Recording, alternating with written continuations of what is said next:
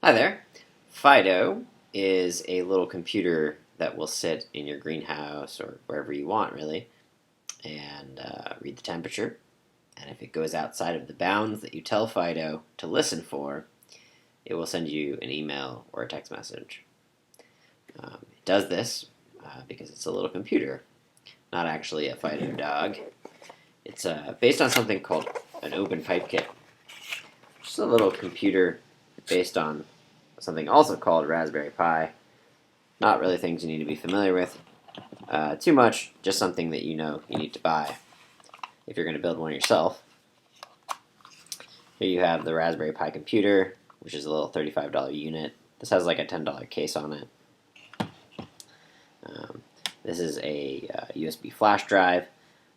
You'll see in my next video that this is used to transfer that high and low value from your computer to the Fido itself, so that it knows what those values are. And this is the Wi-Fi adapter that we suggest. We've tested a lot of these, and this one seems to be the most reliable and also a really good deal. It's only $15. Now, if you need longer range, you can use a Wi-Fi bridge. They cost about $100 to create a Wi-Fi bridge.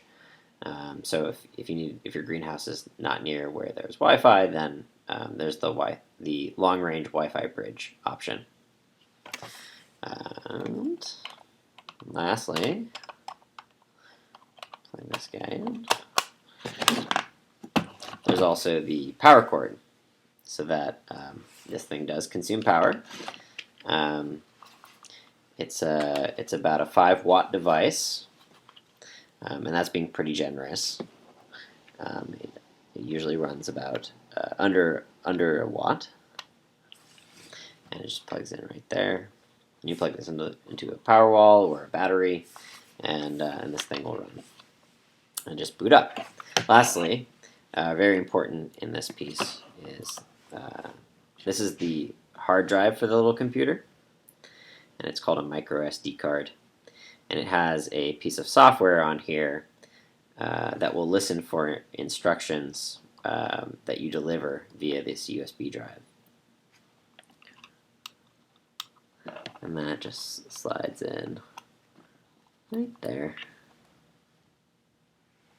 So as soon as you have what is essentially an open pipe kit assembled, you want to make this a Fido. So what makes it a Fido is by using the Open Pipe Kit configurator to tell this to use the Fido software.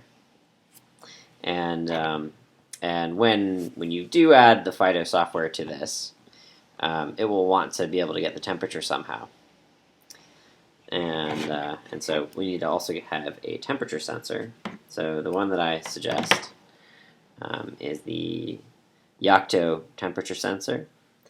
This is a USB temperature sensor, so it looks like a crazy board circuitry thingy, but it's really just plug and play. So here's a USB cord, this tangled mess thing.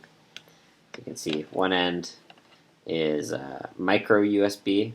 This is not mini USB, don't get mixed up on that. Micro USB, this is the more common one these days.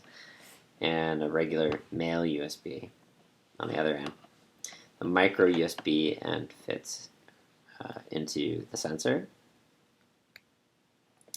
and the bigger male USB fits into the computer here.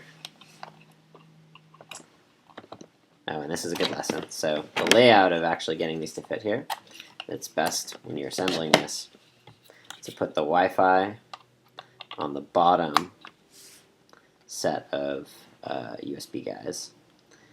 You can see there's 4 of them on the Raspberry Pi. Just put the Wi-Fi one on the bottom. It's because it's like fatter on the bottom than it is on the top. So now you can fit devices on top, that top row of USB, pretty easily. So that's why we were having trouble fitting the sensor in, but now plenty of space. So you got the 3 things plugged in here. Wi-Fi, USB flash drive, and the USB sensor. And lastly, this thing is not necessarily very waterproof, and so if you're going to stick this somewhere where there's maybe some irrigation happening, or you know, a bucket of water flying, I don't know.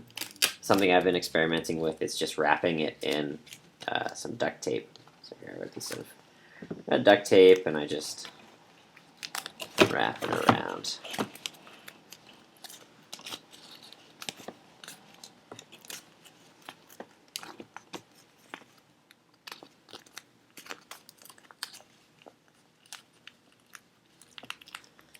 And seal it off.